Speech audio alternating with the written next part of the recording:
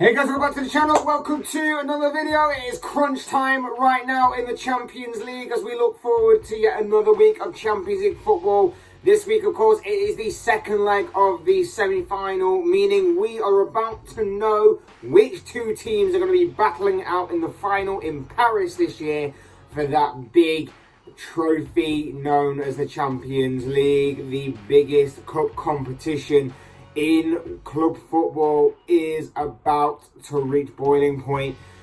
After last week's first leg, it leaves two games very interestingly open to decide who will be playing in the final in Paris this year. And of course, in this video, we're going to go through the games and we're going to discuss all of that and predict who will come out as the winners. Before we go any further, I would like to remind you all though, please like the video and subscribe if you're new. Both things are always and would be greatly appreciated. And for now, let's get into the Champions League games.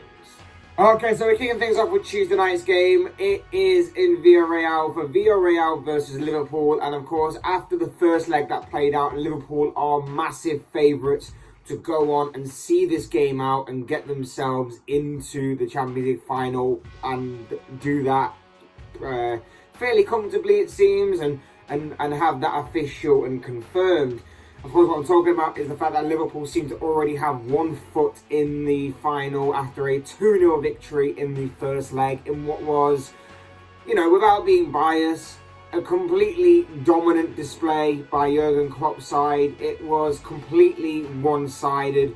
Villarreal looked happy to try and take back a very small scoreline at the very least. Back to Villarreal with them, back home with them for the second leg. But the problem was that Liverpool created so many chances on the night, had so many big opportunities as well.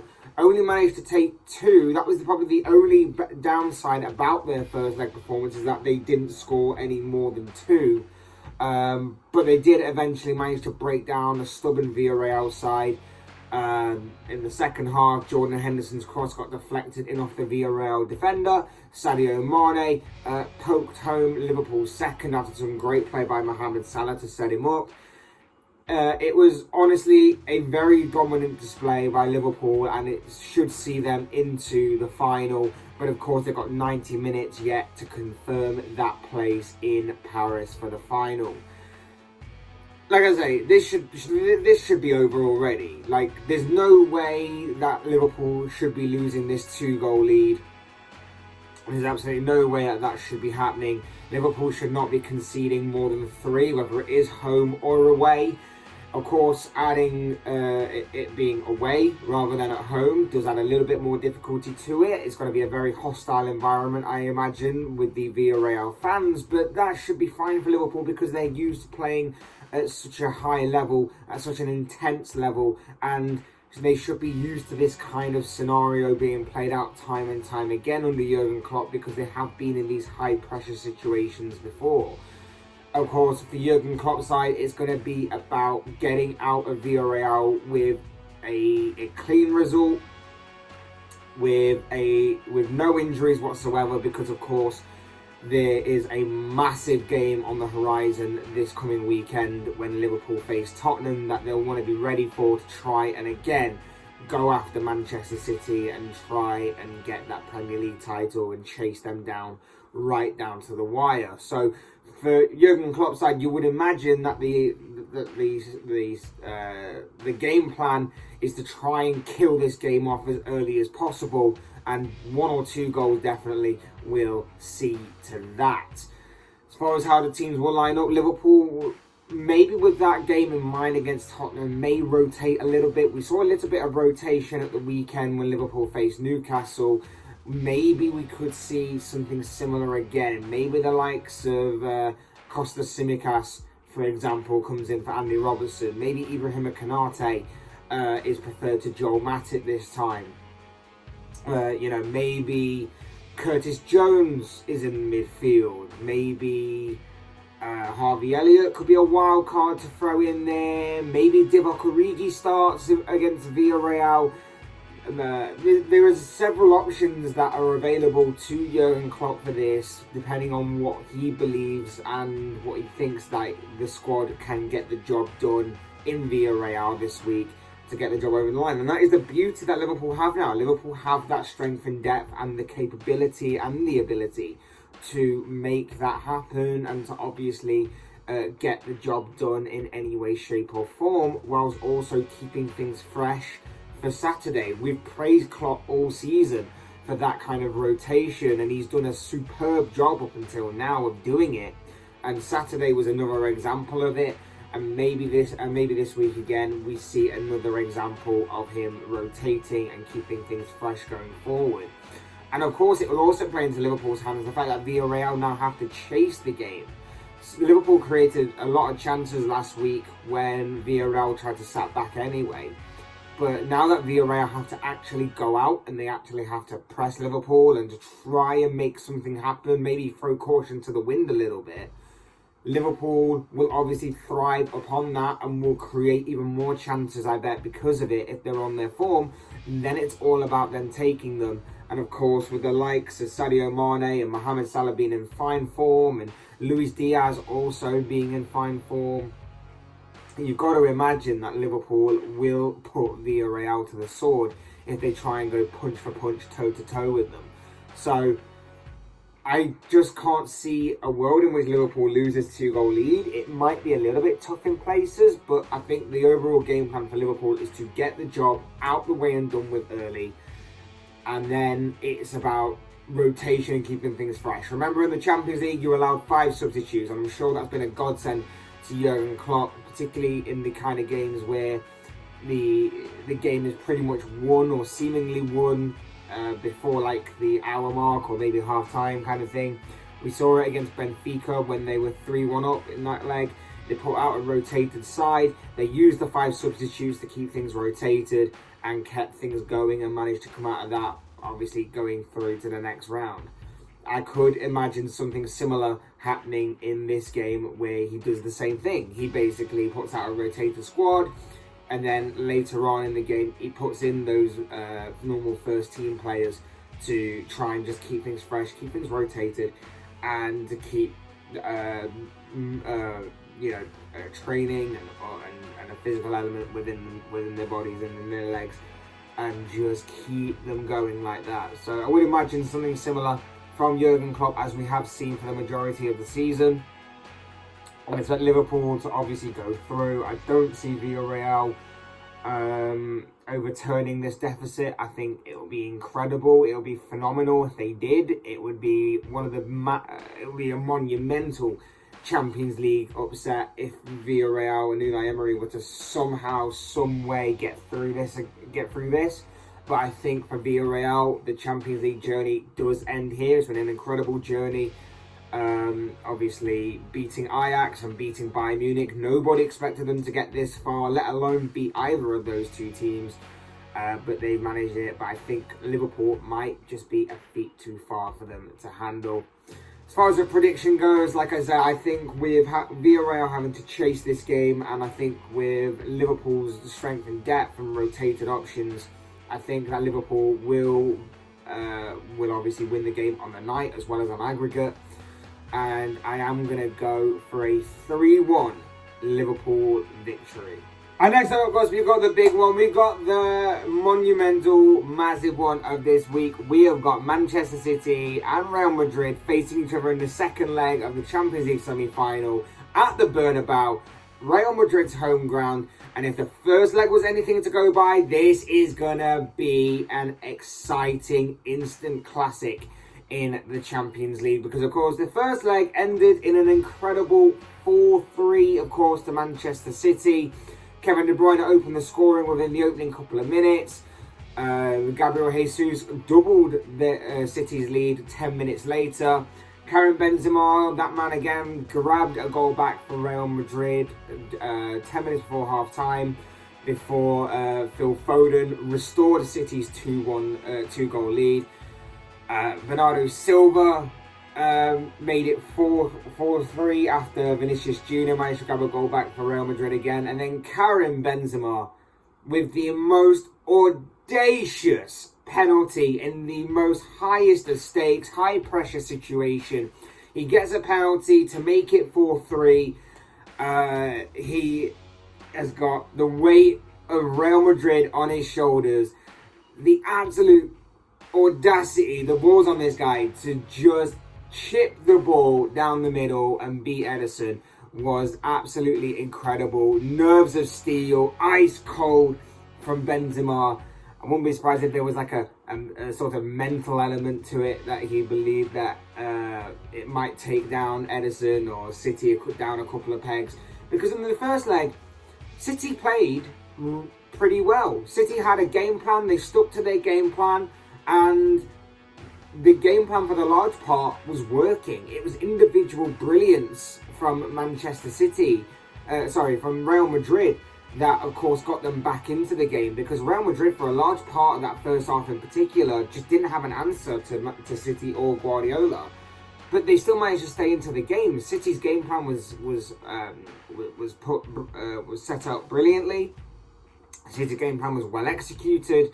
But again, it's individual brilliance from the likes of Vinicius Junior and Karim Benzema that really helped Real Madrid get through. And if there's any team in world football, there are a couple of teams obviously in world football when I say this scenario, but Real Madrid are ones in particular, given obviously their Champions League heritage and everything that goes along with being a part of Real Madrid. If there's going to be one team that is going to love to go into the game at their home ground 1-0 down, you think maybe like the likes of Liverpool, for example, may love that kind of scenario as well, going back home with a small deficit to overturn. Real Madrid are going to love it just as much. You got to think Ancelotti's got a plan up his sleeve. You got to think that Ancelotti is going to have to rely on the infamous midfield three of Real Madrid to turn up and control that midfield. And then, of course, you've got to rely on Vinicius Junior on the left-hand side to tear apart the right-back, whoever it may be for Manchester City. And, of course, then Benzema to turn up with his shooting boots and score the goals that are going to drag Real Madrid across the finish line and into yet another Champions League final. Because this, like I say, is going to be insane. It's going to be absolutely crazy, I hope and imagine. And like I say, if the first leg's anything to go by, then it really, really should be.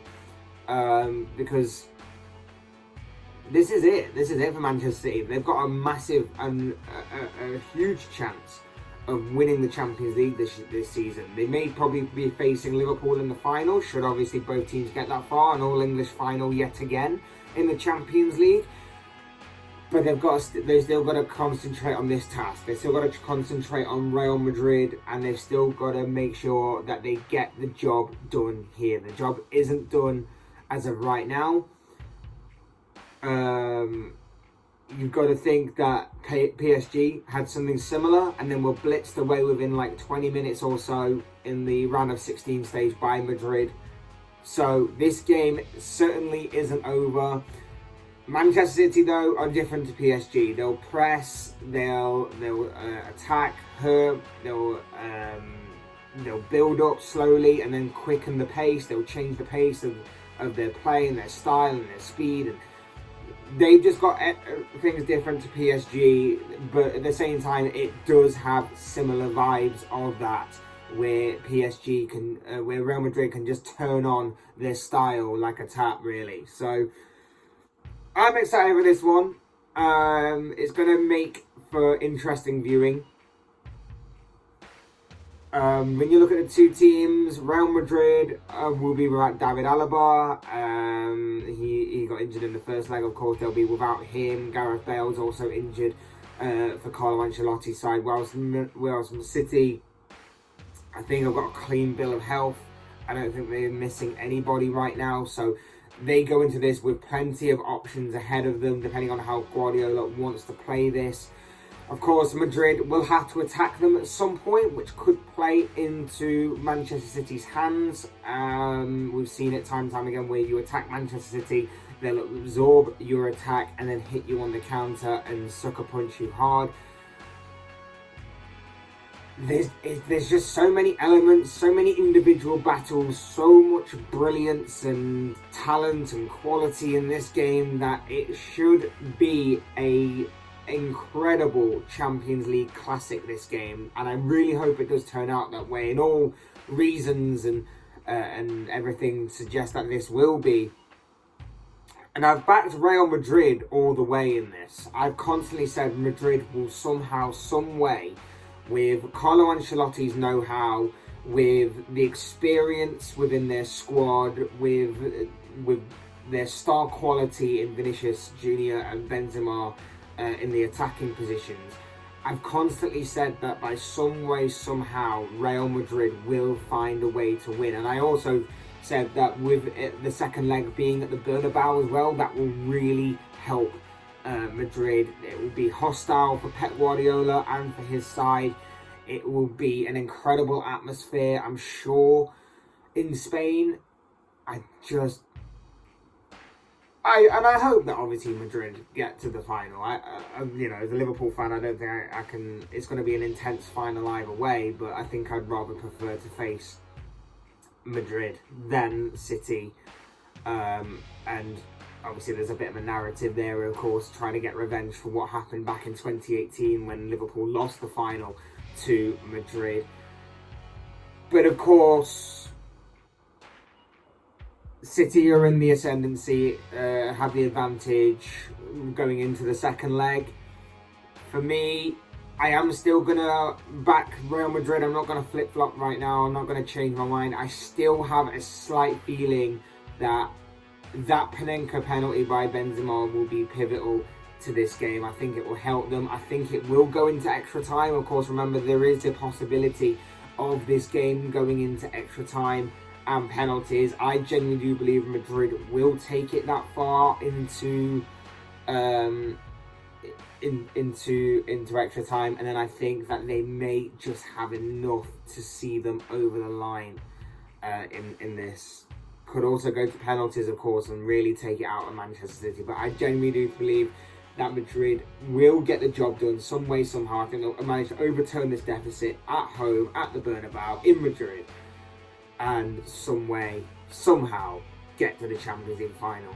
As far as the score prediction goes, I see it being I said in the first leg it wouldn't be high scoring, simply for the reason that I didn't think I thought Madrid would be a bit more compact and a bit more disciplined than what they were. I was slightly wrong on that, of course. This game, I see it, if it's anything like the first leg, we are in for an absolute treat. I see it being 3-2 to Madrid after 90 minutes. That would obviously take it to extra time with a 6-6 aggregate scoreline.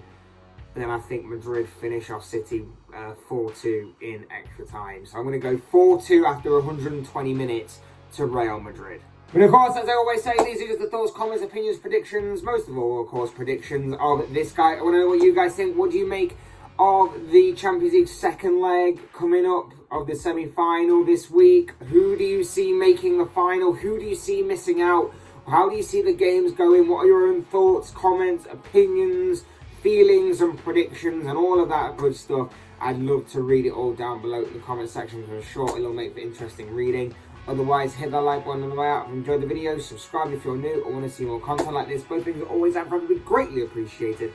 And as always, thank you for watching and listening. I've been Fletch. This has been another Fletch Talks video, and I will see you and speak to you all again soon in another video.